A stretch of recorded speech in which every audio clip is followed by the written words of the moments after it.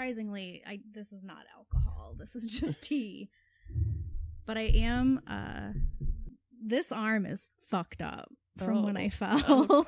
Yeah, we're starting the new year off with a bang, literally. Both of us are injured various. I re-injured this leg.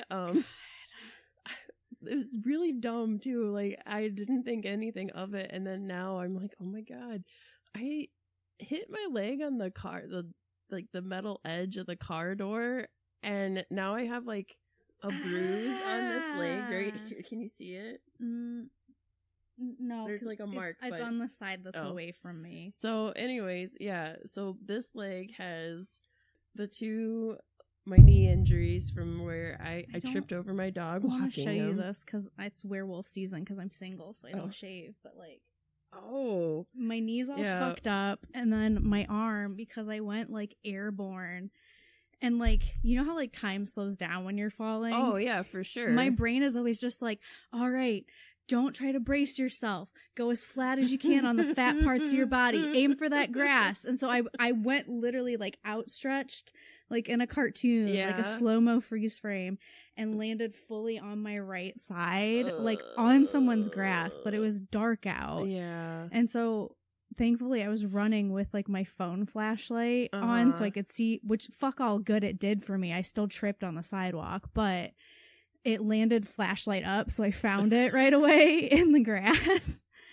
And then I yelled, shit! And I pushed my glasses back on my face and got up and kept running because I was on my way to a PR. And then I realized a quarter mile later that my watch had been stopped, so I, like, didn't get it anyway, and I was more upset about that than anything else. But now my tricep muscle is, like, it's very weak, and I can't, like, anytime I need to, like flex that muscle, I, like, can't do it. So I think I might have, like, contused the muscle. I might have bruised the muscle. Oh, well, I've for like, sure... deep tissue bruising. I bruised the shit out of my shins and my knees. Yours at least. There's not like a bruise on my arm, and I can touch it, and it's not like, it's there's moving it bone it's like or anything. tender. It just like does not want to work like a muscle should work anymore. So yeah, 2024, great start. We are, by the time you hear this, we'll be in mid-January, so maybe things will be better. Who knows? Jesus.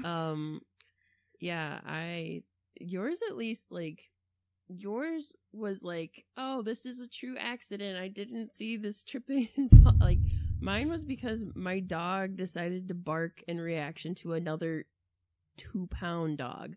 My dog is 80 pounds for you dear listeners. He's a very big boy, and he's very protective of me and the tater tot when we're walking. And yeah, this little 2-pound dog, which was on like a retractable leash, and I'm just like, I hate retractable leashes. I think like, they should be outlawed. 2-pound dog. One of us could fix our situations a little bit easier than the other. You're letting your 2-pound dog bark at my 80-pound dog who's barking back. I'm trying to walk away, and I tripped and fell over my dog trying to walk away. And yeah, I fell super hard on my knees, scraped them up. I had the only bandages I had at my house were Care Bear bandages. Man. And I ran out of them, and I'm just like, at this point, you know, I'm not going to win any, like, beauty awards or become a knee model anytime soon. But I'm just trying to, like, I just remember the last time I had this as, like, a kid where you fell and, like, scraped up your knees real good. I didn't bruise them when I was a kid, though. I just scraped them up. Like, I definitely picked at the skin because, you know, that's what little kids do. So I'm like, just keep the Band-Aids on there, Beth. Don't mess with it. You're growing skin. It's a gross, ugly process. I did this too before I fell, which was from a plastic laundry basket that I reached into, and I caught the rough edge of like the underside of the handle just right, and it sliced off my skin. And so like it's been trying to heal for over a week, but it's like right on the base of my thumb, so it moves all the time. Yep. And so I had a Band-Aid on it for as long as I could keep it. And like one of our patrons who comes in every day, who's a nice person, but comes off very creepy. And it gives like very strong Lenny of Mice and Men vibes. Yep. He came in and looked at it and was like, "What'd you do to your hand?" I was like, "Oh, I cut it." "I'll pray for your hand." And I was like, "God, please don't. That's gonna make it worse." It's gonna. I'm trying to heal it. It's gonna become an idol hand. Like, please don't hit us up, Devin Swalla. Come on. My God. Yeah, so we're having a hashtag good time over here. I'm just in like a foul mood every day. It's a real chaos. Like, we joked, like, maybe we'll all be dead. No one will hear the first episode that went up today while we're recording. And like, this is where we're at. Chaos. Oh. Maybe this will be the year that we get Terminators and they'll finally just like kill us and it'll be over and I don't have to worry anymore. So scary. The sweet release of death. You know, it is topical. I'm very morose today and it fits. It's topical. So, let's just say hello. Welcome back to the Lake Erie Library. I am Beth. I'm Britta. There's only two of us. Yes. If I'm not Beth, I'm Britta. And today we are discussing one of my favorites, Edgar Allan Poe, who I would also call very morose, very foul. At least his was like, it made sense. Like, it was like trauma induced and like opium. Mine is just like, and alcohol, lots of alcohol. I feel like I am Stephen Root at the end of Office Space where he burns everything down because someone took a stapler too many times. Like, that's where I'm at. I'm just trying, man. I got some stuff that's in my pocket that I'm like, let me hold on to this and hope it's gonna be okay, but oh, thank you. Literally from my pocket. For those of you who are like, what just happened? Britta handed me one of her my pocket rocks. Her pocket rocks. It's a piece of obsidian. Yes. So, yeah. I also like that Beth is such a mom that like you just hand anything to her and she automatically takes it like without question. Listen, I have to check my coat pockets and stuff every day because otherwise I'm walking around with like Paw Patrol members in my car or in my pocket. I'm just like, what is this? That I'm like, oh, okay. My pockets are so heavy and they are like unnecessarily heavy. I just feel like I have a workout like with my coat. It's just weighted at this point. Yeah. And my shoes. I have to check my shoes as well. So, yes, if you hand me something, I'll be like, okay, what is this? Oh, okay. Yeah. At least you didn't go, why is it wet? Oh, God. He never gave it back. It's still in his car. Well, you know what? Hopefully it brings him... Listen, Edward coworker hands, scissor hands, face person. I want my pocket rock back. It might turn the tide of what's happening in the universe right now. I don't know. So yeah, we're going to talk about Edgar Allan Poe. I just want to say, first of all, I feel like starting out with Edgar Allan Poe, we're doing it because, one, his birthday is in January, fellow Capricorn, same day as Dolly Parton. So I just feel like, and it's wow, two very different ends of the spectrum for the same birthday. Yes. Though I will say, for both of them, you know, Dolly always knew she wanted to be a singer and an entertainer, and she did that. And then Edgar always knew that he wanted to be a writer, and that's what he did, albeit not as successfully. Just realized I had my nails. You got your clackety clacks. My Dolly clack. Start singing. Actually, I don't want Dolly to sue us. I'm trying to figure out how to fit like. And she was a child, and I was a child in my tower by the sea. I also need to shout out. So yeah, two different spectrums of Capricorn.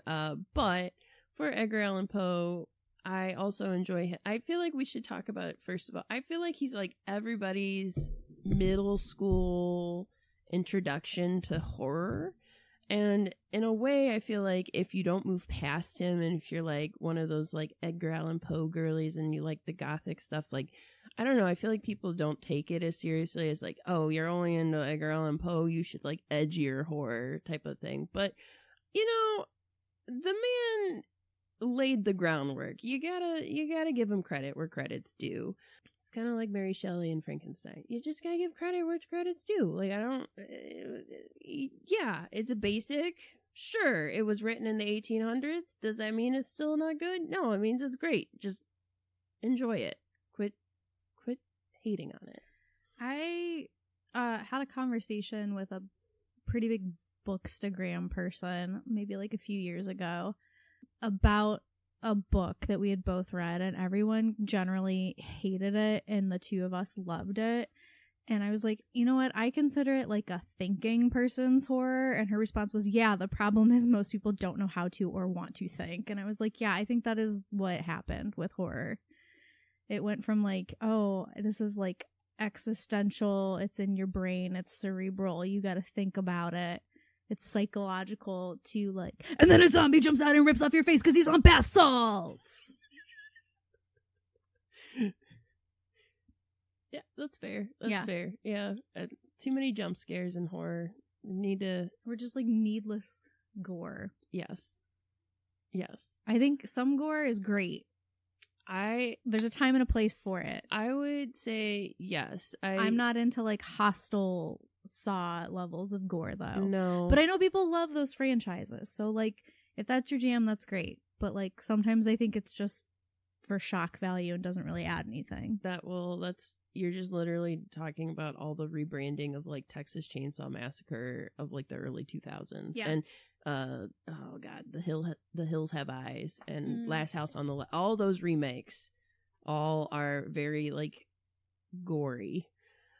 But anyways, yeah, we're gonna talk about Edgar Allan Poe today, talk about his work, talk about influences, talk about his life a little bit, because there's still a lot of questions we have about his life. Like, even though he's considered one of the first people to pen the like American detective story, there's a reason why in the horror community, like, people get the Edgar Award for like detective fiction. He's had a lasting impact. I feel like if he could, wherever he's at in his afterlife, if he could like see kind of what his work has done and influenced, he'd be a little happy about it. Do you think he would, or do you think he's one of those people that just perpetually needs to be like depressed about something and he'd be mad and he'd be like, oh, you like it for the wrong reasons, that's not what I meant? Well, first of all, I think he would be mad. I think he would be mad about how his death was treated, which is fair. Also, I'm sorry if you can hear those ice cubes. I just didn't realize how close my water bottle was to the microphone. But I think he would also, because he was like a starving artist his entire life, I think he'd be like literally starving. He was like unhoused for a while. He would be like, what? People like my, like, kind of like in that Doctor Who episode with Van Gogh. That's what I thought of. But yeah. I'm also just like, I don't know. I get a vibe from him. I get a vibe from Eddie that I don't know. I think he might be kind of a douche. I don't want it to be. I'm sorry. I can't help it. I don't know. I don't know what it is. I think it's just because in my head, like, when I picture him, I picture the, like, Tiny Toon Adventures caricature version of him with that voice. Which, when did we all just universally decide that that's what he sounded like? Like, that weird, like, almost Igor-y kind of, like, kind of voice. I don't know, because I just want to say, Raven, nevermore. I just want to say I need to shout out like my favorite. So now, man, we are really assiding here before. Oh, okay. I thought we were talking longer than we were about. No, we like jumped right into this today. I got off like all my anger in like 2 seconds, and then we were like, all right, moving on. It's Capricorn season, baby. Getting down to business. But I just want to shout out actually MC Lars. He is a nerdcore rapper. If you guys are like, who the heck is that? Just look him up. He's got a whole album of Edgar Allan Poe inspired music, and I love it. Love it. And I actually went to one of his concerts, and I answered a question correctly because he was asking a nerdy question. I was like, I know that answer. I work at a library. And then I got a whole CD of it. I was like, I am so excited. And he said, I'm going to make even more music about him. I'm like, please do. So, MC Lars, if you hear this, I love you. And when I say I love you, I mean that in like a complete fan way, not in like a creepy way.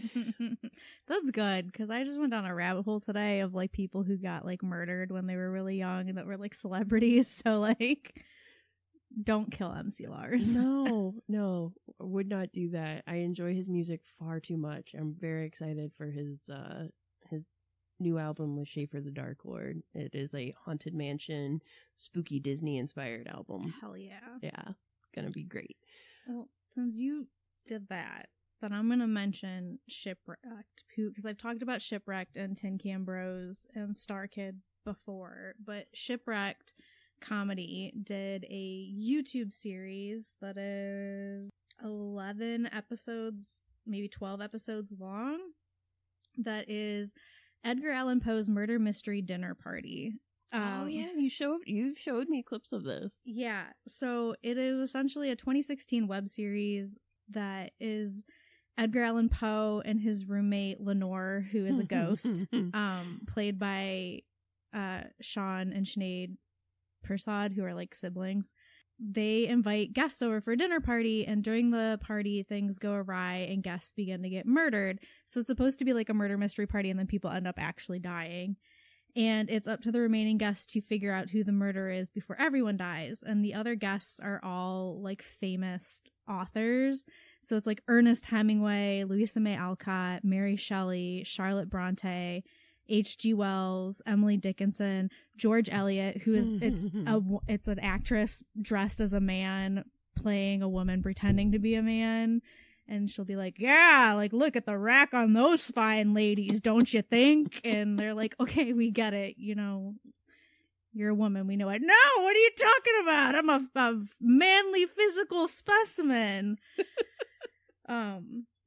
And then also Fyodor Dostoevsky is there, and he's just got like a Russian bear cap. And Jerry from Parks and Rec is like a constable who gets called to the house at one point. And Annabelle Lee is like Edgar Allan Poe's crush, which is like the whole reason he's throwing a party is to invite her over, and she brings a date, and he's like, what? Oh, no. So yeah, it's really funny. It's got murder mystery vibes. It's like comedy, but it's dark comedy. You got some like spooky stuff in there. It sounds perfect for this time of year. I also can't stop thinking about the fact that can't stop thinking about you. The year I decided to have an Edgar Allan Poe library program, and it was the day of my birthday party, and I had invited everybody to come, and it was snowing, and it was my birthday that got snowed out, where you're like, I tried to leave my driveway and I couldn't. And I remember this, yes. That's fair. I just remember having that program, and it was like on a Saturday in the afternoon, and the people that showed up there was more people that showed up than I expected. And I do remember walking out, like looking at the lake, because we get to see Lake Erie, and I remember looking at the lake, and I can see Lake Erie from my desk. And it just, the waves like crashing, and then like the snow just pounding, and I'm just like, I don't think my birthday's gonna happen. I'm like, we'll try, yeah. But I don't think this is happening. That one I didn't even get here. There have been like 2 other birthdays though that I came here, and then when I tried to leave, was driving home through like 1.5 feet of snow. Yeah. Our buddy the elf coworker, we were looking at the weather, and I was like, oh, the 10-day forecast says snow on my birthday. Yeah. And then she's like, oh, Beth, it always snows on your birthday, though. I'm like, I am aware. You know what? Like, I've just accepted that. That intonation was not only perfect, but also the thing that also makes me feel like she is like the character in like a Little Women style story that then like all the other sisters just bitch slap. Like, stop it. I know. Thanks. All right. They took all my limes. I got my hands whipped at school. I don't need to hear it from you. Okay. Just figure out the problem and move on. Oh, Beth, it always snows on your birthday. Yeah. And my fist always connects when I slap. God. I was like, at this point, I've just accepted it. And when people ask, what do you want to do? I'm like, I don't know. I'm like, what does Edgar Allan Poe do on his birthday? I don't know. He did, Beth. He don't do nothing. What did he do? We don't know. Opium. Maybe. That's debatable. Are we going to smoke opium for your birthday, Beth? Oh my God. No. I don't want to take, like, codeine. I don't want to do, like, pills. But, like, if you get a hookah with opium, I'll come over.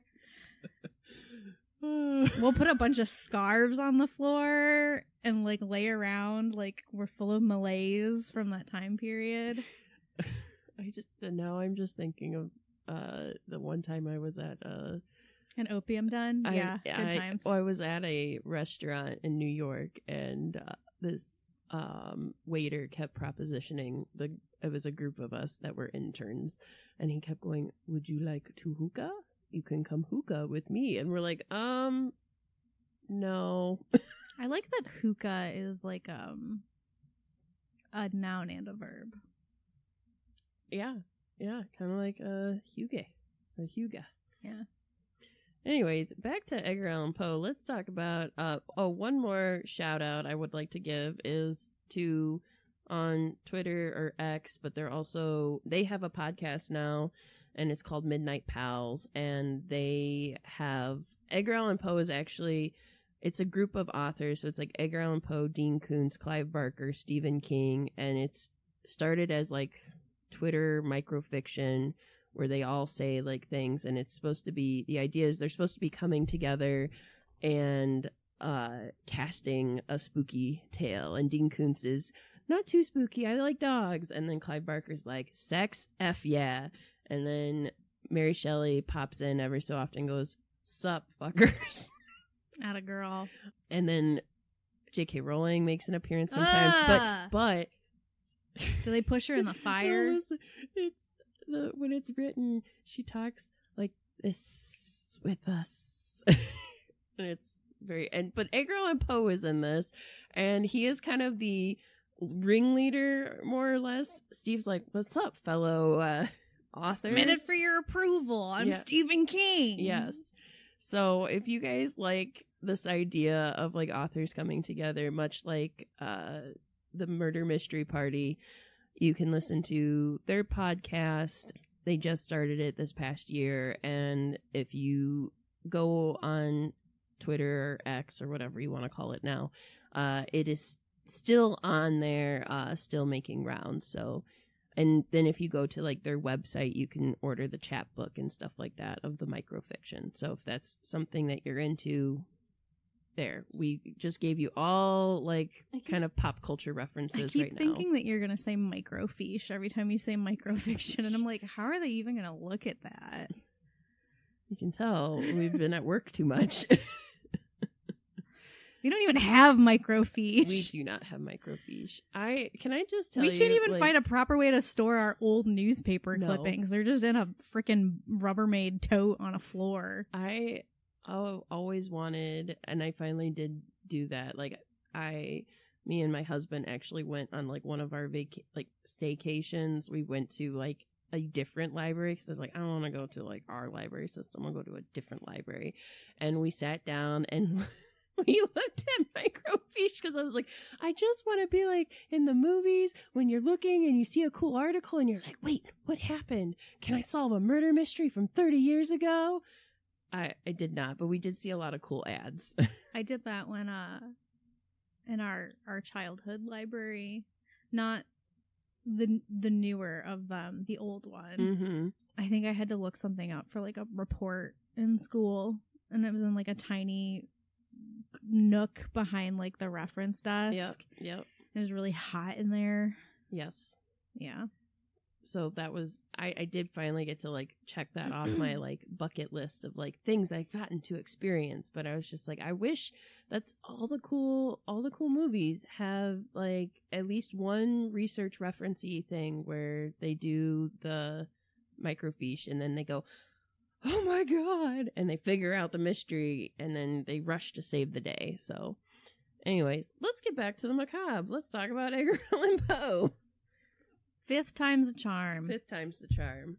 So, Edgar Allan Poe was born again in January. He was born again. Born again. He found our Lord and Savior, Jesus Christ. He was born on January 19th, 1809. And he was actually just born Edgar Poe. He didn't get the Allen until later because he was born to David and Eliza Poe, or Elizabeth Poe, but his father abandoned the family in 1810, and then his mother died a year later. So then John and Frances Allen of Richmond, Virginia, adopted him. So, didn't they never like officially? Oh, they never officially adopted him, but they gave him the Allen. They fostered him. Yes. Yeah, but just for you, dear listeners, want you to keep track. So already, not even like a year into his life, 2 years into his life, because his dad left a year into his life, 2 years into his life, and he's lost both parents because, you know, it's the 1800s. And I believe she died of tuberculosis. Diphtheria? This is all TB. Today is all about TB. Yeah, everything's TB. The Allen family took him in and they raised him. So like, you know, Frances was kind of his mother figure. John was his father figure. He went to school on their dime. He went to, oh yeah, she did die of pulmonary tuberculosis. I was right. I knew she died of tuberculosis. It was a running theme in Edgar Allan Poe's life. So they had him baptized. They called him alternately spoiled and aggressively disciplined. Sounds right for a Capricorn. So he went to a lot of like good schools and stuff like that. He went to a grammar school in Ayrshire, Scotland. He then went to a boarding school in Chelsea. He also went to Reverend John Bransbury's Manor House School of Stoke Newington. And then he later went to the University of Virginia, which at that time was pretty new for a university. Yeah, to study ancient and modern languages. At that point, the university had rules against gambling, horses, guns, tobacco, and alcohol.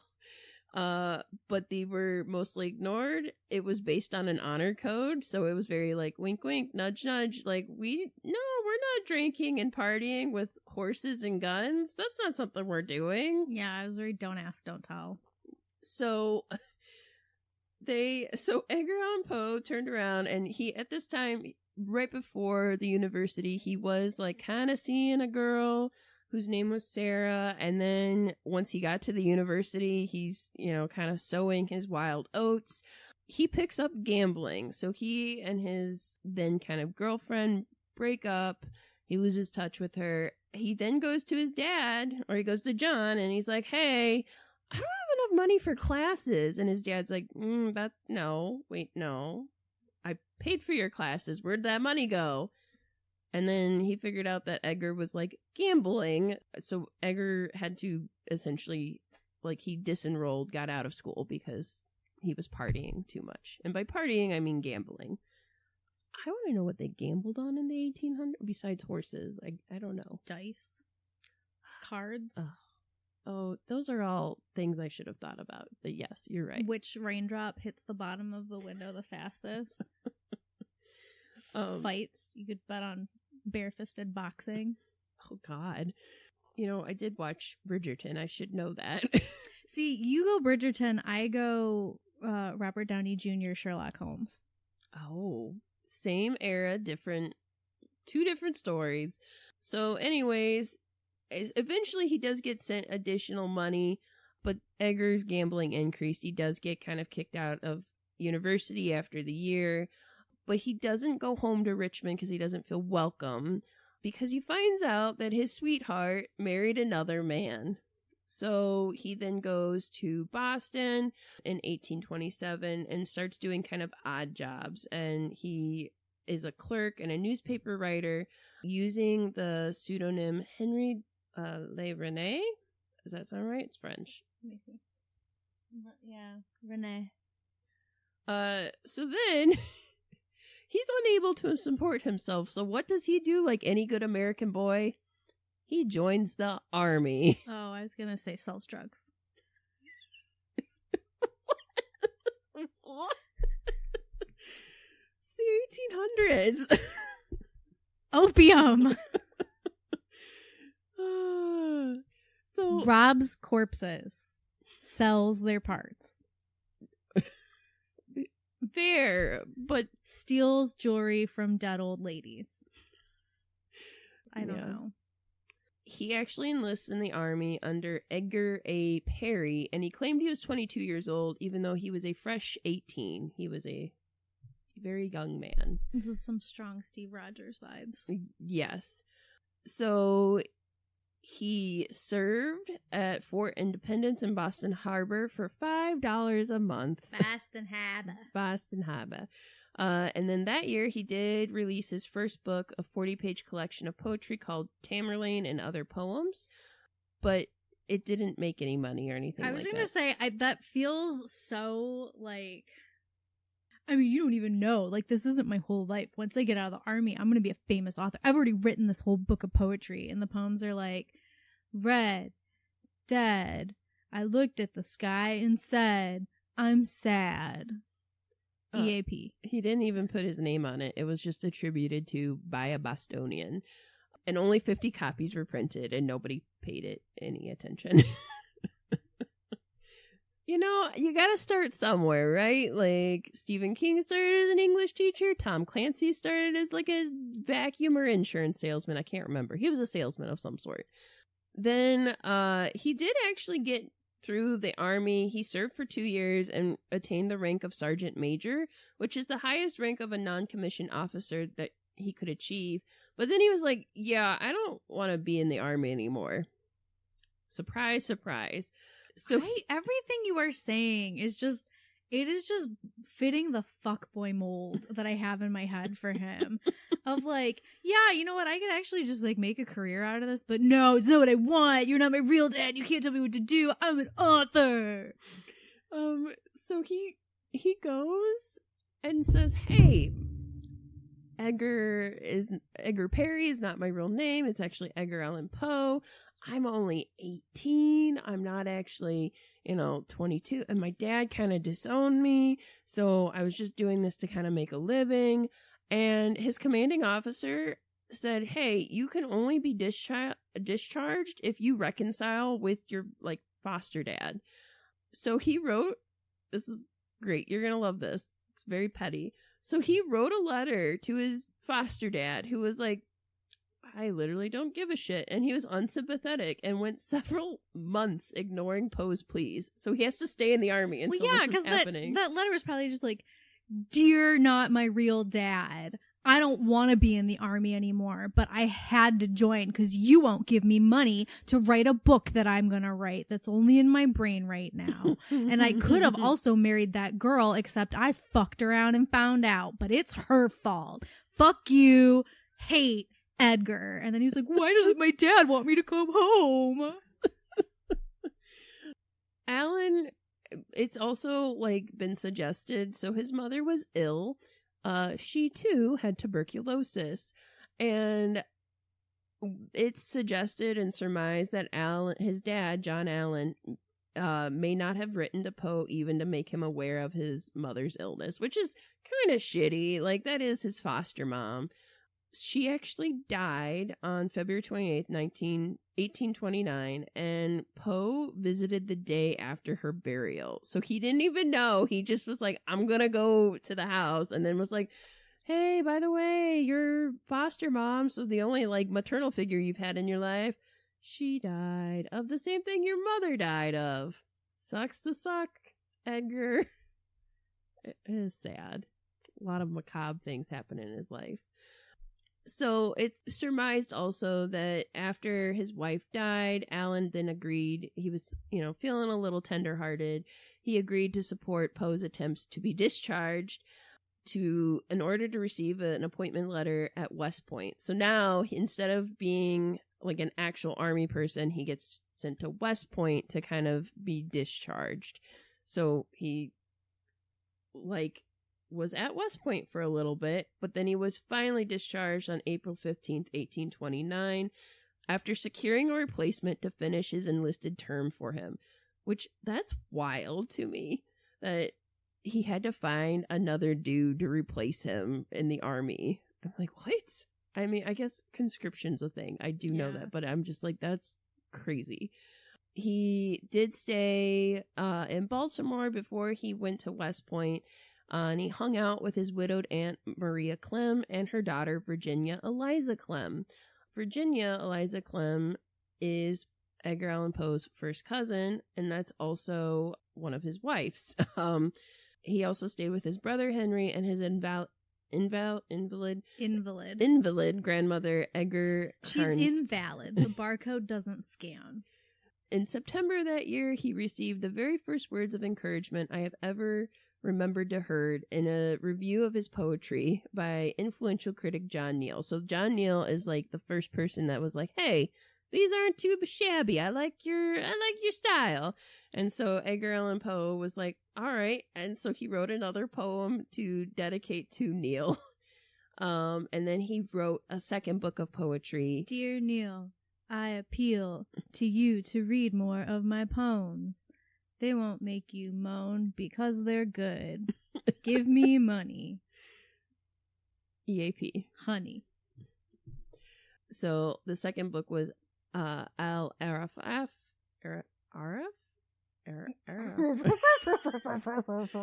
lot of A's in this. A lot of A's in that.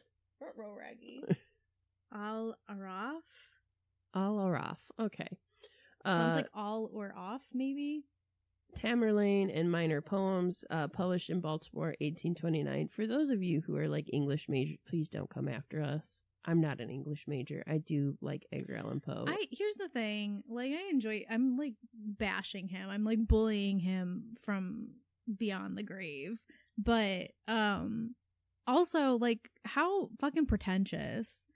I'm gonna write it in like another language. You just don't get it. You're not smart enough to understand why I titled it that. So he went to West Point and matriculated as a cadet, and then he got married in October of 1830 to his second wife, Louisa Patterson. I completely missed over his first wife, but this is his second wife. He got married once, and then it didn't work out.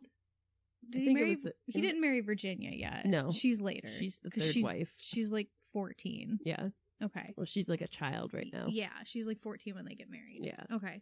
So the marriage and bitter quarrels with Poe over children born to Allen out of extramarital affairs led to the foster father finally disowning Poe. This is like, so Eddie was like boning people and having kids? I don't think so. I think he was trying to get money from Dad. Dad was boning other people. Oh, so he didn't have money because he had a bunch of illegitimate children. And this was causing stress on his marriage, probably because, Louisa wasn't working. She's like, I literally have fucking tuberculosis. Please stop breeding more children. We cannot handle this. And so Poe was disowned. He's like, you're not even my real kid. Get out. Yeah. So then Poe at this point was like, I don't want to be at West Point anymore. So he purposely I have this stable place to stay with a roof over my head and 3 meals a day, and I could go to classes. But you know what? Fuck it, I'm out. Yeah. So he purposely gets himself court-martialed. And he was tried for gross neglect of duty and disobedience of orders for refusing to attend formations, classes, or church. He tactically pleaded not guilty to induce dismissal, knowing that he would be found guilty. So he's like John Bendering, like everybody's in mass, like singing like Kyrie eleison, and he's outside like, pump, pump, pump up the jams. I want to rock right now. And like smoking like cigarettes with an earring and like fist pumping. And they're like, what's going on? Oh, it's Edgar again. Wait a minute. Who was supposed to be watching this door? We got robbed and now a family of raccoons lives in the commissary. Edgar! And he's like eating chips with like a bear in the woods. So then he left for New York in February of 1831 and released the third volume of poems, simply titled Poems. This is his edgy stage. Yeah. The book was financed from help from his fellow cadets at West Point, many who donated 75 cents to the cause, raising a total of $170, which is a lot of money. All like, dude, you are fucking up everyone's life. Get out of here. No one wants you here anymore. They may have been expecting verses similar to the satirical ones Poe had written about the commanding officers. So they're like, you're going to write dirty limericks about was a guy from Kentucky. His mouth was extra sucky. It was dedicated to the U.S. Corps of Cadets. This volume is respectfully dedicated. But the book once again reprinted the long poems Tamerlane and Al-Araf, but also 6 previously unpublished poems, including early versions of To Helen and The City by the Sea. So then Poe returned back to Baltimore in March of 1831, and his brother Henry was in ill health, in part due to alcohol issues, and he died on August 1st. So they're just picking off family members of his one Dad, by one. Mom, fake mom, brother. So then he was, after his brother's death, he was more like inspired, maybe just kind of like a call to action, like, all right, I really need to get my writing like off the floor. But unfortunately, he was trying to publish in the early 1800s. Like the publishing industry wasn't a thing at that point. There was not good American copyright laws, so America literally would just steal and publish British authors' works, and they were just making bank on this because they didn't have to give any money to the British authors. Who's gonna know? How are they gonna know? Yeah, that's true. The internet wasn't a thing. How are they gonna know? Are they gonna get on a boat and come over here and read every piece of paper? They're not gonna know. So he's trying to get published, and they're like, no, we don't need to pay these American authors. We're just going to steal from these British authors. So he's struggling. And he's considered one of the first like American authors to live by writing alone, but he struggled his entire life. The publishing industry was also hurt by the Panic of 1837. The panic was they were, I think, switching currency or something at that point, and so a bunch of people like overbought stocks and stuff. This is kind of like how the Great Depression started, where they're like, wait, no, this is backed by this. And then a real estate bubble and erratic American banking policy. Huh. We've never seen one of those in our lifetime. Yeah. Ever. Yeah.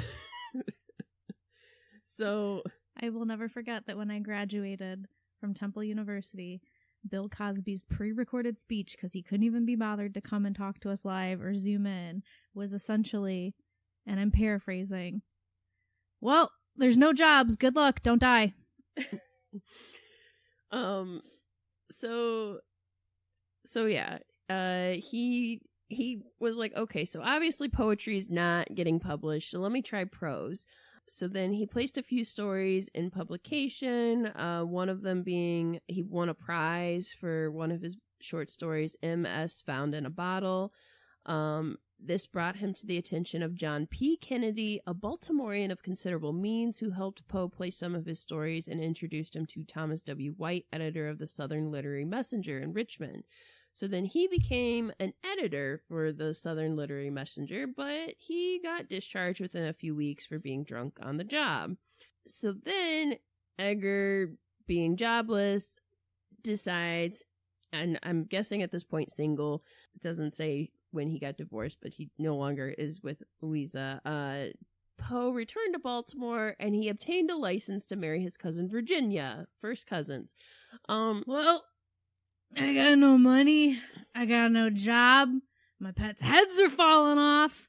I'm gonna go marry my cousin. Come here, kid. They married on September 22nd, 1835. He obtained a license. It says they don't know if they were actually married at that time. He was 26 and she was 13. He was reinstated for his editor job after promising good behavior, and he returned to Richmond with Virginia and her mother. And then he remained there until 1837. We're getting very close to him, like, dying. I hate saying that, but it's true. So he claims that during the period he was editor, that the circulation went from 700 to 3,500. And then he also published several poems, book reviews, critiques, and stories in the paper.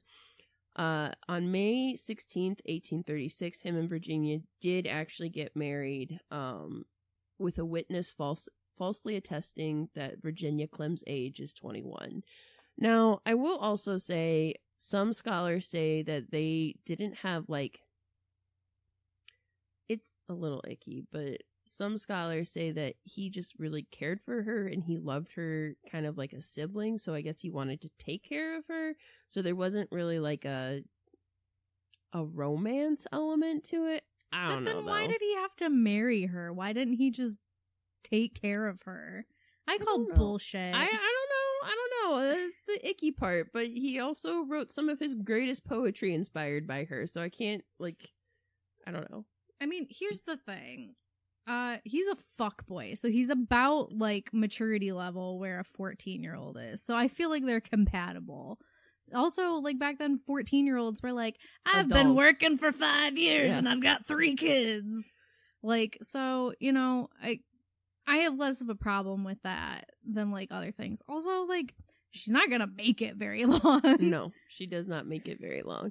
So, finally, he goes to Philadelphia, where he lived, like, several different places in the city between 1838 and 1844. I used to live right down the street from it. One is a National Historic Landmark now. That same year, he writes the narrative of Arthur Gordon Pym of Nantucket, and that's widely published, widely reviewed, so he's finally gaining some traction as a writer. And then he becomes an assistant editor for a gentleman's magazine. At that point, he's, you know, publishing articles and stories and reviews, and he's getting kind of a reputation as a critic. And then he also, in 1839, publishes The Tales of the Grotesque and Arabesque, which was published in 2 volumes, though he didn't make a lot of money on it and received mixed reviews. So then he has, in June of 1840, he has a prospectus announcing his intentions to start his own journal called The Stylus, though he's originally going to call it The Pen, since it would have been in Philadelphia. He bought advertising space for it and was telling the Philadelphia Saturday Evening Post, prospectus of the Pen magazine, a monthly literary journal to be edited and published in the city of Philadelphia by Edgar A. Poe. But the journal was never produced before Poe's death. I lived 5 blocks away from his house in Philly. It's on 7th and Spring Garden. And, like, you can go do walking tours of it. It's, like, it's fine. It's, like, an old house. And, like, the basement is, like, pretty old and deteriorated. So you're not really, like, supposed to go down there. But they do, like, candlelit tours around, like, Halloween. And, like, you can go in and, like, there's the sitting room, which is, like, it's very vibrantly red colored. It's, like, I don't know how anyone would comfortably live in a room that color. But you can go in there and, like, listen to an audio recording of, like, some of his stories while you're standing in there.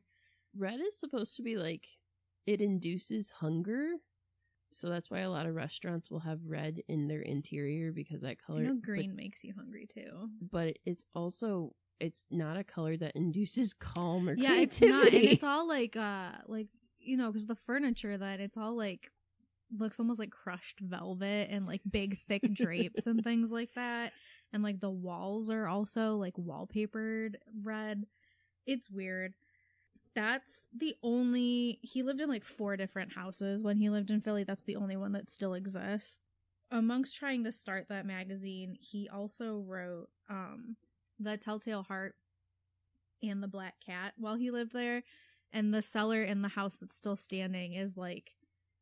Spooky. It's very obviously like the same cellar that he like wrote about in The Black Cat. Like he sat in his basement and was like, yes, here we go. Oh boy. Yeah. So he also published Fall of the House of Usher and Murders in the Rue Morgue while living in Philly too. That's my contribution to this, is that I lived on the same street. So he left being an editor and for Burton's The Gentleman magazine, and then became a co-editor at Graham's magazine in 1841. So after that, he also attempted to secure a position in the administration of John Tyler, claiming he was a member of the Whig Party. But then he hoped to be appointed in Philadelphia so he could just be there, and that would be a very stable income job. And he got help. He had like an in with the president's son, Robert, who was an acquaintance of Poe's friend Frederick Thomas. But he failed to show up with the meeting with Thomas to discuss the appointment in mid-September 1842, claiming to be sick, though Thomas believed he had been drunk. Poe was promised an appointment, but all the positions were filled. Like Edgar.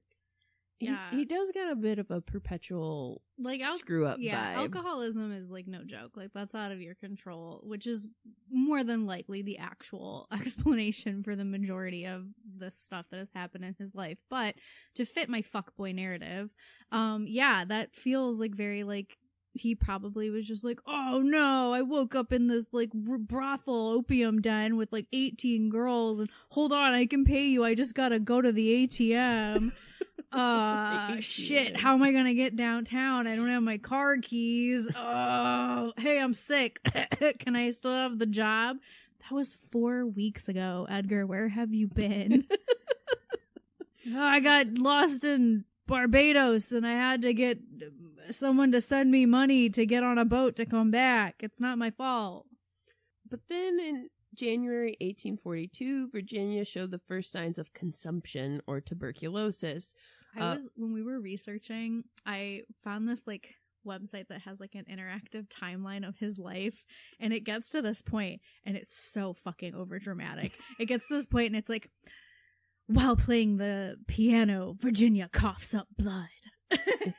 They do. He describes it as breaking a blood vessel in her throat while singing and playing the piano. So I'm kind of picturing like her like do do do do, and then like bleh, on the keys. See? So there's just like blood like because we know now because of COVID that when you sing, your little aerosol particles are getting all over the joint. So I have to imagine that's what it's like. I think of every dramatic, like Moulin Rouge, Camille, like, and then you look at their palm and there's like a little globule of blood and everyone's like, oh no.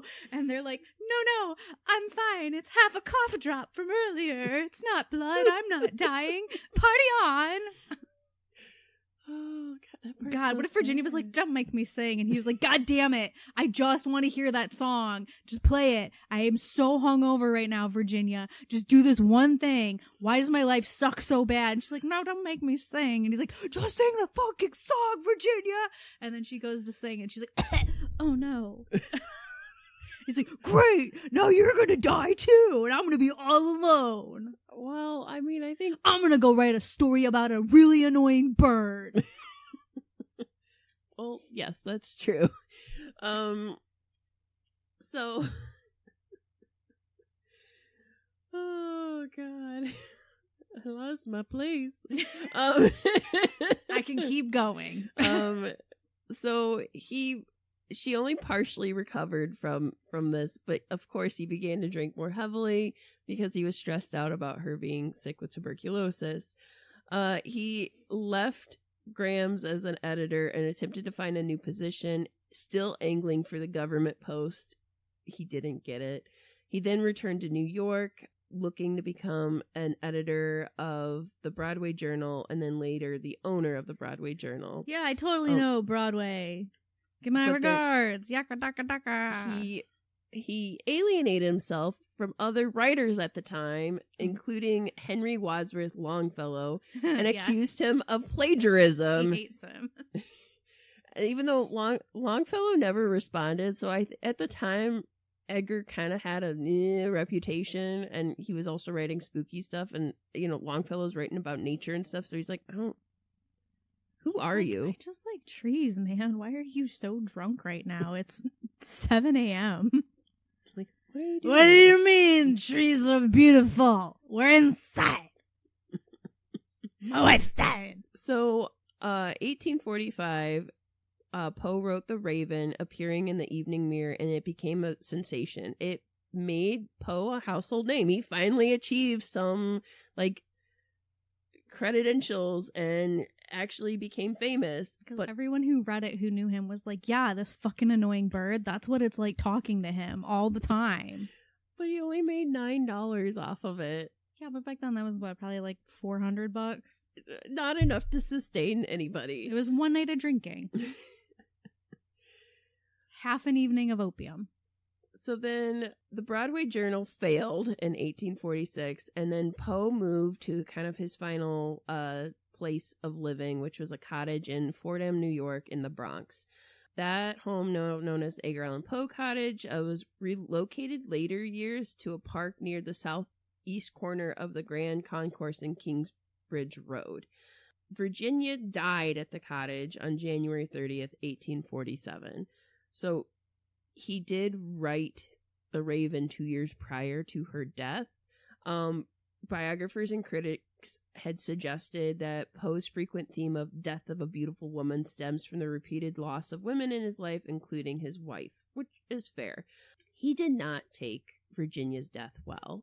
He consequently did write Annabel Lee and Lenore, which are alluded to being about Virginia. But he became very unstable and increasingly unstable. He became unstable? Yes. Because he's been like the peak representative of mental health up to this point. He attempted to court poet Sarah Helen Whitman, who lived in Rhode Island. Their engagement failed because of his drinking and erratic behavior. I can only imagine. Like, it's probably showing up with like his shirt unbuttoned like the right way and like half a sweater on and his weird comb overs like all messed up, and he's just like, hey Sarah, I'm here, let's go have a picnic in a graveyard. It's also evidence that Whitman's mother intervened and did not like him, so she derailed the relationship. He then returned to Richmond to resume a relationship with his childhood sweetheart, Sarah Royster, who had gotten married. So I don't know if at that point, she was single again, but he's like, hey, what's happening? Maybe she was widowed, and he was like, Sarah, same name, don't have to remember new one. Got it. Let's go. In my head now, he's become John C. Reilly. Like, with the like weird professor, like character that he does. Do you know what I'm talking about? Yeah, it's from Tim and Eric. Yeah, that's in my head now. That's what Edgar Allan Poe has become. So then we are getting finally to the point where he is in Maryland at the time of his death. So his last place of living was the Bronx, but he was in Maryland. So this is October 3rd, 1849. Poe was found semi-conscious in Baltimore, in great distress and in need of immediate assistance, according to Joseph W. Walker, who found him. He was taken to Washington Medical College, where he died on Sunday, October 7th, 1849 at 5 in the morning. He wasn't coherent long enough to explain how he came to be in his dire condition. He was wearing clothes that weren't his own. He was repeatedly had called out the name Reynolds on the night before his death, though it was unclear to who he was referring to. His attending physician said that Poe's final words were, "Lord help my poor soul," which I feel like really encapsulates everything he's about. Oh, great. Now I'm gonna die. Of course. Why wouldn't that happen to me? But all relevant medical records have been lost, including his death certificate. So they're not even sure. Like, he did have some injuries.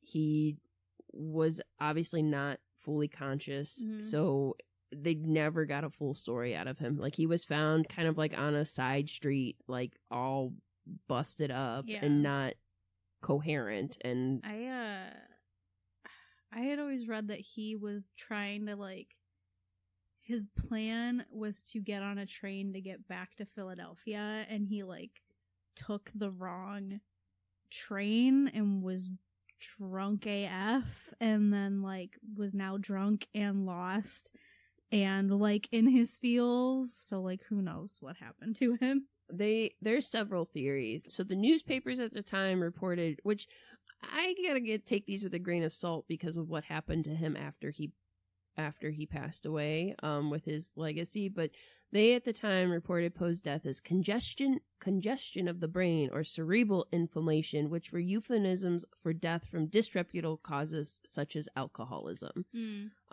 Which that might be true. But I also have to take them with a grain of salt because his reputation for what it was sullied a lot after he died.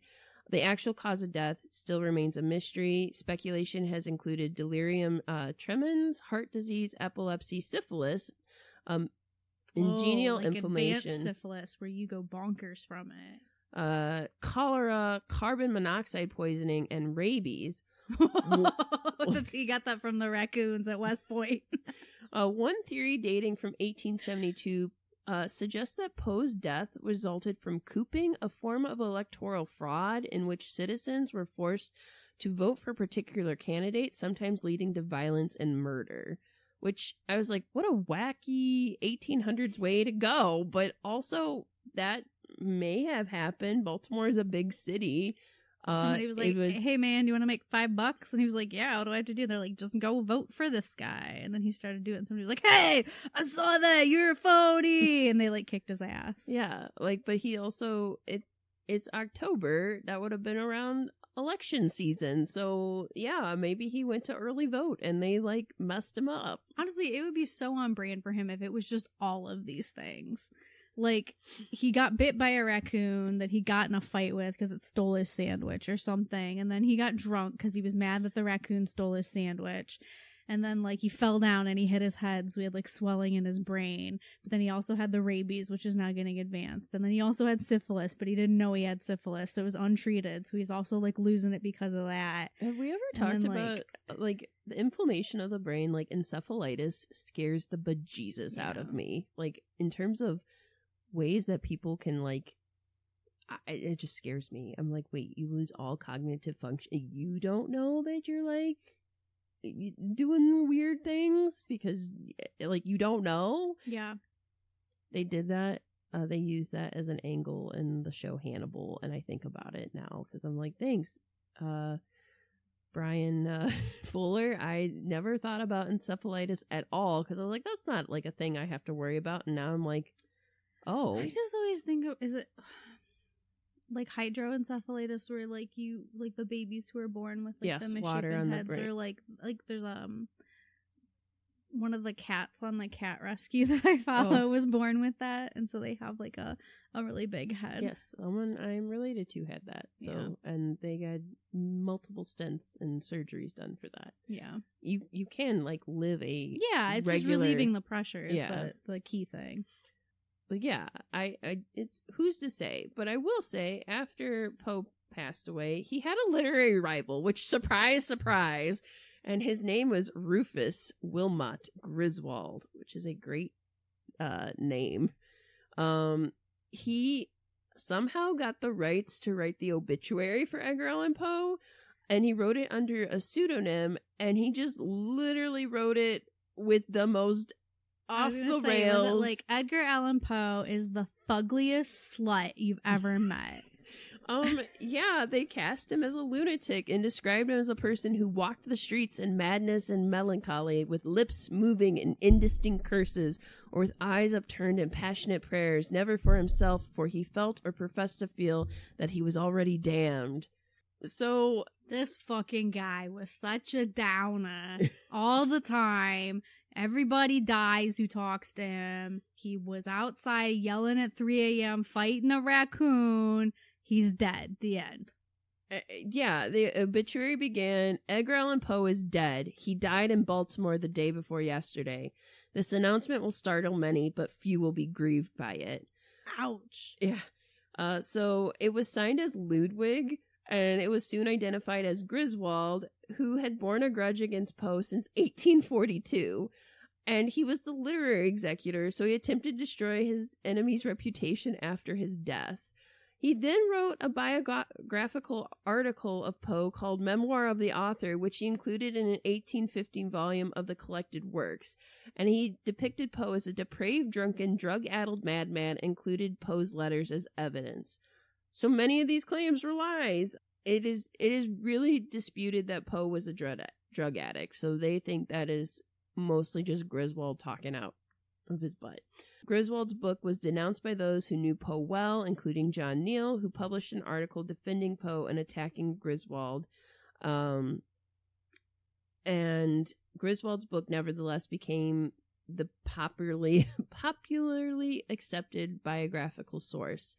And this was in part because it was the only full biography available, which, you know, we do understand in the age of social media. It's all about, like, who puts it out first, who puts it out more fully. Right. Like, so easy. It doesn't matter what the truth is if everybody has already read the lie and believes it. Right.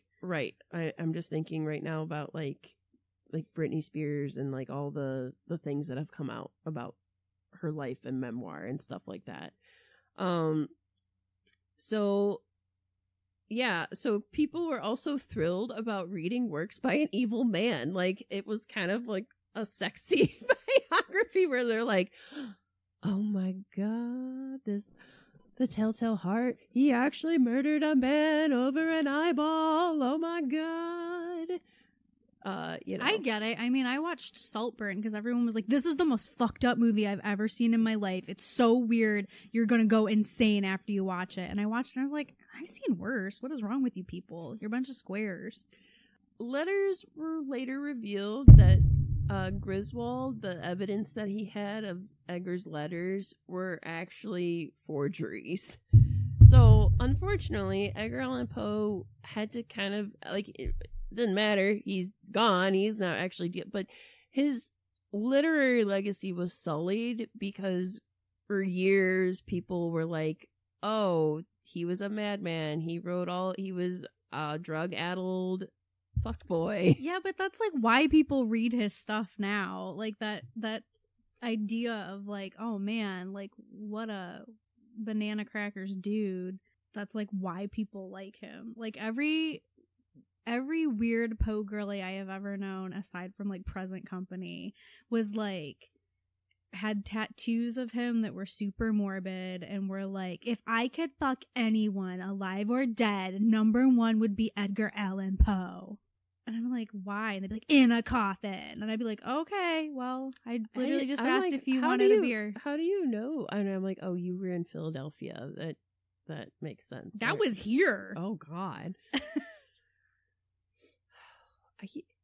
It's the 1800s. They didn't bathe back then. I don't want any part of that. I'm just saying. I respect. That's the vibe, and it has worked for him. Because I feel like if that hadn't come out, if everyone was like, "Oh, he was just like a really nice he was just a really nice guy," he just had a lot and of like bad he things definitely happen. did not sleep with that 14-year-old that he married, and like he just had like a really unlucky life. People would be like, "What the fuck is the Raven? Is this a book about like ornithography? I don't want to read that." Oh, so yeah, he has a legacy. Like you can visit some of his houses that are available. They're now available as like historical museums, as Britta told you. You can visit in Baltimore. I believe he has a grave there that you can visit. He's got, I think, some statues and stuff in Philadelphia. So he's got There's like a statue of a raven outside that house on Spring Garden. So there's a a lot of different things that you can visit / do if you're like interested in that and learning more about his life. Because go sit in an aggressively red room and listen to Fall of the House of Usher. Yeah. Yeah.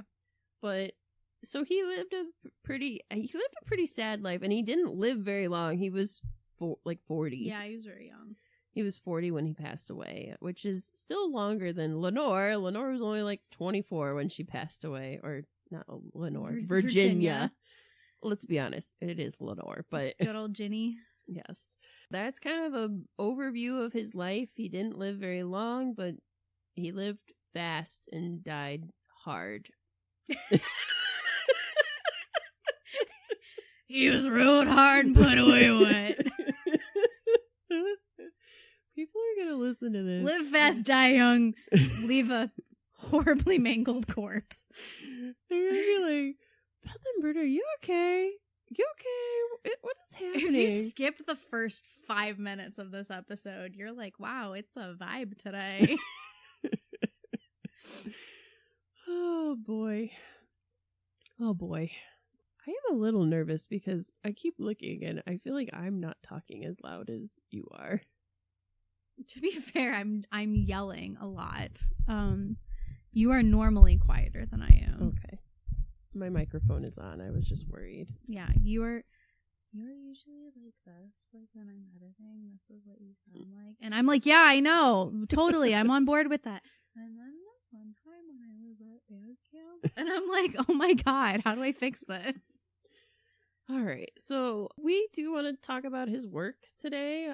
I have not read everything. A lot of his stuff, because copyright was so fucked back then, a lot of his stuff is not copyrighted. So you can literally go on Project Gutenberg, which for those of you who don't know, you should know. This is great for like all the things that are not copyrighted. You can read a lot of classic work on there for free, and you can print it out and stuff for free. So it's a really, really nice thing to have. They have a ton of Edgar Allan Poe stuff on there.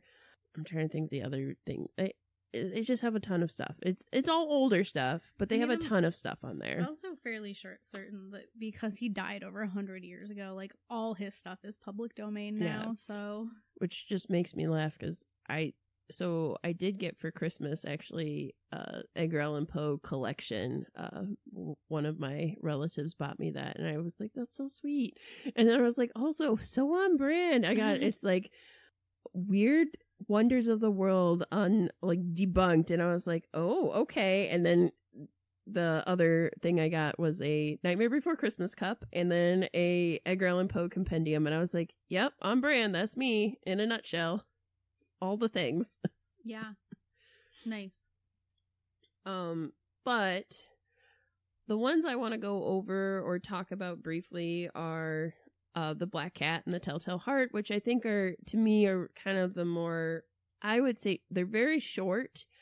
I think they're the more well-known, especially The Telltale Heart. I remember the first version of The Telltale Heart I was introduced to was on Arthur, the PBS show. Back in the late 90s. I think mine was the Tiny Toons. Oh, yeah. Was it Tiny Toons or was it Animaniacs? I think it may be Animaniacs, I think. I don't know why I said it in like the weird refurb version of the song. I guess I'll start while you're looking that up with talking about most of Edgar Allan Poe's work are short stories.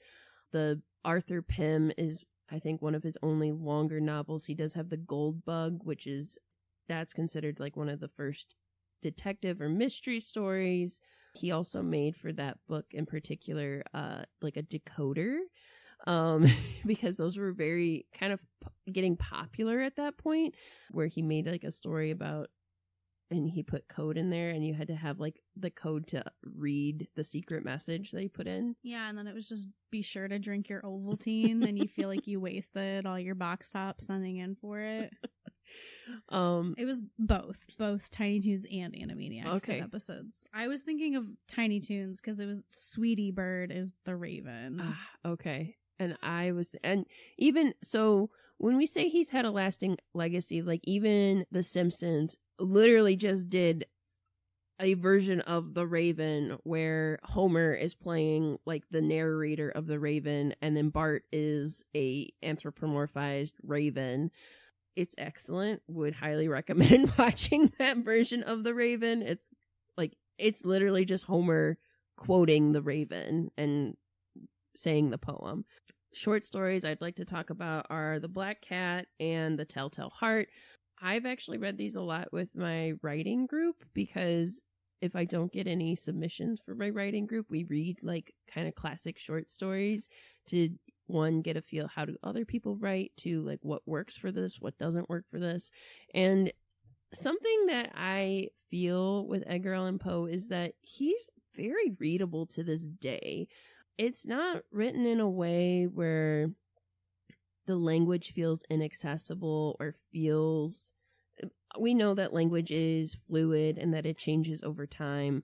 But something with Edgar Allan Poe's writing is it still feels relevant, still feels very accessible. Like I think of like Nathaniel Hawthorne and like having to read him for school, and I remember getting a bookmark of vocabulary words and like short definitions on the side from my teacher when we read like The Scarlet Letter, and so that like we weren't constantly having to look up some of the like vocabulary, which that's nice that we got it. It's expanding my vocabulary, but at the same time, Edgar Allan Poe has interesting vocabulary in it, but not in a way that you're like, I don't know what this says. So for those of you who have not read The Black Cat, it starts out with, "For the most wild yet homely narrative which I am about to pen, I neither expect nor solicit belief.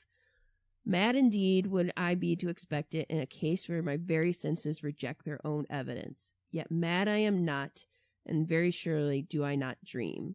This is literally about this guy who's like, let me tell you a story about how he is plagued by this like demon cat. He is living in a house with his wife, and this cat comes into their lives, and he goes to essentially murder this cat and get rid of it, and he can't get rid of it. It keeps coming back and haunting him.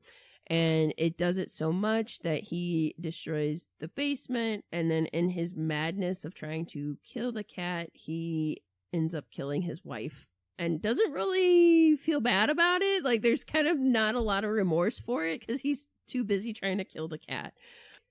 It's well written in a way where you're just like, wait, what is happening? And you want to continue with this short story. You know, Sorry for coworker Scissorhands if he does happen to listen to this one. I've spoiled this short story for you. He doesn't read. Okay. Well, it's all of 5 pages, so it's like, but read it for the language, read it for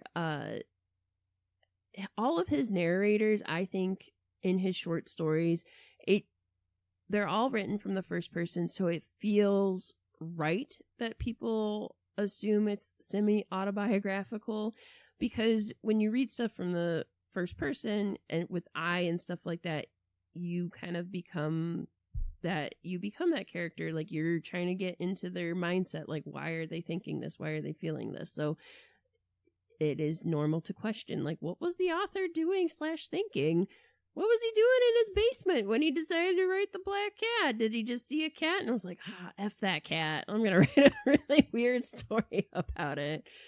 But yeah, highly recommend it. They've made several movie variations of The Black Cat. The one I have seen was with Harvey Keitel from the 80s. There's actually, it's like, it was a movie I watched with like 3 different short stories. I think Adrienne Barbeau is also in one of them. She's in that, and then she's in Creepshow, which is also a compendium movie, and I get them mixed up because she dies in both of them. And all I know is like all the dudes love her because she's got great boobs in both of them, but she's mean. She's so mean. I don't think she's mean in real life. I just know she plays mean characters. I think The Black Cat storyline is probably my favorite from Mike Flanagan's Fall of the House of Usher too. Well, that and then Cask of Amontillado, which is one of the other stories that I was going to bring up later. But I think those are like both very well done, very modernized versions of them. Very modernized versions in a way where I knew we were going to bring up Mike Flanagan at some point. But in terms of other popular culture, Edgar Allan Poe's doing it again. Like, he literally just had his work used in the Netflix show The Fall of the House of Usher, which is not a bad show. It's not my favorite Mike Flanagan show, but I did enjoy watching it. It kept me going. But each episode is kind of dedicated to one of Edgar Allan Poe's short stories. Yeah, the overarching story is Fall of the House of Usher, Mm-hmm. and then there are these little through lines and Easter eggs that are all references to other Poe things. But I would say the Black Cat with Raoul Cool is like, yes, that one was very good. Very upsetting. Yeah. But very good. And then the other one I would like to talk about is The Telltale Heart, which opening line of that is, "True, nervous, very, very dreadfully nervous I have been and am, but why will you say that I am mad? The disease has sharpened my senses, not destroyed, not dulled them. Above all was the sense of hearing acute. I heard all the things in heaven and in earth. I have heard many things in hell. How then am I mad? Hearken and observe how healthy, how calmly I can tell you the whole story." So we're already starting from the jump. I'm not crazy. This is what's happening. And this is a story about a guy that's living with an old man, and he literally goes upstairs because the old man calls for him, and he looks the old man in the eye, and the old man has a really weird looking eye, and it drives him to kill him. And then he buries him beneath like the floorboards, but he can hear like the heartbeat. He can hear it thump thump, and it drives the narrator crazy. This is like such a well done short story. I feel like this one is probably used the most in like movie, TV references, even kids show references. Again, first one I read saw was Arthur, but it's just, I mean, it's a way of like talking about guilt, right? Like, and that's and through a lot of his stories, I feel like, especially when you have such dark subject matter of like murder and stuff like that, like he's basically going through kind of like I'm being driven mad by my own, I would say, a mission of guilt. Like I can hear this like noise because like I am thinking about the death I just caused, which I also felt like in The Fall of the House of Usher. That episode was to me the most heartbreaking one and upsetting, but it was good. That one to me was one of the most horrifying ones. But I really like those two. If you're gonna start with short stories for him, definitely start with those. I'm sure in school, like, we had to read Annabelle Lee, but I would also say read the poems with like Lenore and read The Raven, like, of course. I don't think we read Annabelle Lee. We read Cask of Amontillado. Oh, gotcha. I also The Pit and the Pendulum. We read The Pit and the Pendulum in school. Yes. Which I enjoy. If you want to learn about the Crusades and a way to go, The Pit and the Pendulum is it. I think that one actually ends. That one ends okay. That's a short story that has a happy ending. Most of his short stories do not have happy endings. I mean, I read Some Words with a Mummy. Okay, I have never read that one, so. It's literally people talking to a mummy. And it's like, this mummy wakes up and is like, hey, I'm alive. And then this doctor is like mansplaining history to this mummy who like lived it. It's like, I don't know.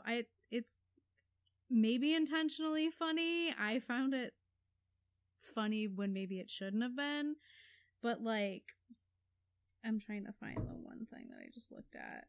I mean, there's definitely parts in, I think, all of his stories that are very tongue-in-cheek. Like, he does try to... There is, like, some humor in all of his stories. Like, in A Telltale Heart, when he's describing the old man, and he's describing his eye, and what... he's describing it as his, like, evil eye. It was not the old man who vexed me, but his evil eye. And every morning when the day broke, I went boldly into the chamber and spoke courageously to him, calling him by name in a hearty tone, and inquiring how he passed the night. So you see, he would have been a very profound old man indeed to suspect that every night just at 12 I looked upon him while he slept. Like, you weirdo, why are you looking at it? I mean, like, I don't like your eyeball. Like... He goes, I here asked the Count if his people were able to calculate eclipses. He smiled rather contemptuously and said they were.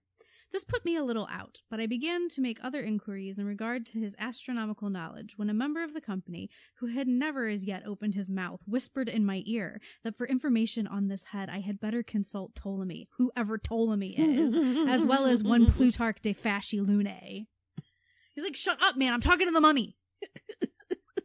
Get off my nuts. And the guy's like, actually, if you just go on Reddit, you could read this thread about it.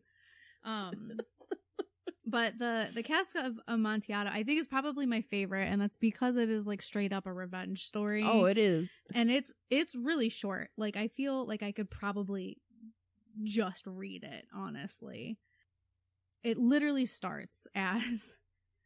The 1,000 injuries of Fortunato I had borne as best I could, but when he ventured upon insult, I vowed revenge. What a great opening line. You, who so well know the nature of my soul, will not suppose, however, that I gave utterance to a threat. At length, I would be avenged. This was a point definitively settled, but the very definitiveness with which it was resolved precluded the idea of risk. I must not only punish, but punish with impunity. A wrong is unredressed when retribution overtakes its redresser. It is equally unredressed when the avenger fails to make himself felt as such to him who has done the wrong. So it's essentially like, you can't get revenge unless, like, the other person knows that you have, like, one-upped them. Which, you know... It's like, I can't just, like, do this and have you not know that it was me. Cersei, I want you to know it's me. Tell her. Game of Thrones. There you go. Like, but I feel like the things we're describing, like, while, yes, they're dark, I feel like they're in the dark recesses of everybody, though, right? Like, don't tell me, like, we talk about at work often, especially for people we don't like, I'm going to screw up the German word for it, the Schadenfreude? Schadenfreude, where, if you don't know what that is, that's essentially where somebody experiences, like, their comeuppance, and it is your pleasure derived from watching them kind of get their comeuppance. Literal translation is happiness at the misfortune of others, but it is not tied to revenge. It is just like, I saw someone fall down and it made me feel good that they fell down. This, like, the point he's making is, like, it's not enough that you fall down. You need to be at the bottom of a pit, and you need to know that I pushed you, and then I'm turning on the hose to watch you slowly drown. Right. So, but I feel like we've all, not we all, but, like, I feel like there's got to be some part in your brain, just the little most id part of your brain that's like, I do not like that person. I wish I saw them. I wish I had an axe to, you know, or let's bury them beneath the floorboards. Like, there's got to be, you know, and I'm not saying, like, maybe you have somebody that's an old guy with an evil eye that's driving you crazy. I'm not saying that, but, you know, I just feel like he explores kind of the darkest id parts of your mind, of, like, your deepest, darkest, basest desires, and he's like, how can I write about that? That's so, and I feel like that's why he still has Edgar Allan Poe girlies that are like, I just love him because he's exploring. You can explore the safe side of the macabre through his writing. But I also do like the cask of. I just love because this guy sucks. Like, Fortunato sucks so bad. He is like a piece of shit. And he's just like, hey, I got this really great wine. And the guy's like, no, you don't. You can't possibly have that wine. That's like super expensive. What are you doing with it? He's like, well, I have my doubts. Maybe you could like help me try it. And he's like, yeah, because you wouldn't know it if you tasted it. Okay, let's go. Let's check it out. And I love that he's like, it happens during like carnival season. So he's dressed up like a freaking like court jester, and the narrator is like dogging how he's dressed. And then it's like, he's like, he accosted me with excessive warmth, for he'd been drinking much. The man wore motley. He had on tight-fitting party striped dress, and his head was surmounted by the conical cap and bells, so it's like the jester bells. Mm-hmm. I was so pleased to see him that I thought I should never have done wringing his hand. I said to him, my dear Fortunato, you are luckily met. How remarkably well you are looking today. But I have received a pipe of what passes for Amontillado, and I have my doubts. How? Said he. Amontillado? A pipe? Impossible. And in the middle of carnival? Like, fuck this guy. I'm glad he gets what's coming to him. And then the end is just essentially like a big ol' F you to Fortunato. I also like, there is like a bit of revenge too in like the Mask of the Red Death, and that to me is that's like straight up class warfare, which is, as a person living through a pandemic and being one of the have-nots instead of the haves, like if you want to read something that isn't going to make you feel great, but it's going to make you feel understand, you'll be like, yep, yeah. Understand where that person came from. Way that we could equate that feeling like in modern times is if like Jeff Bezos, Elon Musk, J.K. Rowling, since we already mentioned her once in this, Donald Trump and his whole family all got on like a spaceship to escape the planet, and then it just fucking exploded. Yeah. That's about the same. Yeah. They were like, haha, you poor people are gonna die on the planet that we ruined. Yeah, so for the Mask of the Red Death, if you guys don't know, that's literally about a rich, like prince type person partying with a bunch of people while there's like a literal plague called the Red Death happening outside, and they are like just partying up, like yucking it up, and then one of the party goers is actually a poor person who has the Red Death, and the Red Death is extremely contagious and pretty immediate in terms of like you catch it, and they essentially spread Red Death and ruin inside this rich people's like castle while all the poor people outside are like dying. And it's like, yeah, good for him. And then yeah, of course you should definitely probably read The Fall of the House of Usher. There's been a lot of cool remakes going on, not remakes, but kind of tributes to Edgar Allan Poe. One I'm thinking of right now is called What Moves the Dead by T.A. Kingfisher. So if you haven't read that, explore that. That is essentially, it is The Fall of the House of Usher, but it's written from a different perspective, and I really enjoyed that one. And yeah, if you haven't read The Fall of the House of Usher, give that a whirl. There's a lot of different ones that I feel like we could mention, but I feel like it would take too long to go through. Yeah. So yeah, I don't know. I just feel like people sleep on Edgar Allan Poe a little bit, or they dismiss him because he's not edgy compared to like stuff today. But he has a lasting legacy, so you should appreciate him and wish him a happy birthday. Go do some opium in his honor. Don't do that. Don't do that. I don't go get drunk and fight a raccoon in his honor. And then write some mopey poetry. Yeah. Actually, go that's get drunk, fight a raccoon, and then log into your old MySpace account and like look at what you wrote about your crush. Or log into your live journal. Yeah. If you still have that.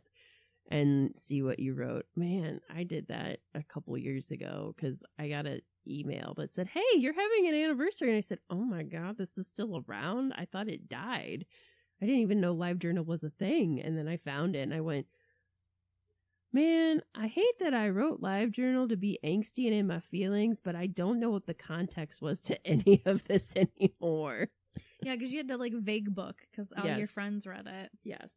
I don't think I like wrote like anything real in it. I think I just wrote like dumb joke shit because I was like, I can't let anyone know anything that's real. Oh, I wrote real feelings, but I did not write enough. It was so vague that now I'm like, huh, what was that about? To be fair, like also when you're like 13 or 12, it's just like, dear diary, everything sucks. I don't understand the purpose of life. Okay, talk to you tomorrow. So yeah, get out your angsty journals, drink a glass of wine, and write some terrible poetry, all, in honor of him. Maybe you'll write some good poetry out of it. I don't know. Get revenge on your enemy. But make sure they know it was you. But also don't tell them that you were inspired by the Lake Erie Library, because I don't want to be arrested, sued, or I'm not accomplice. Responsible for your actions.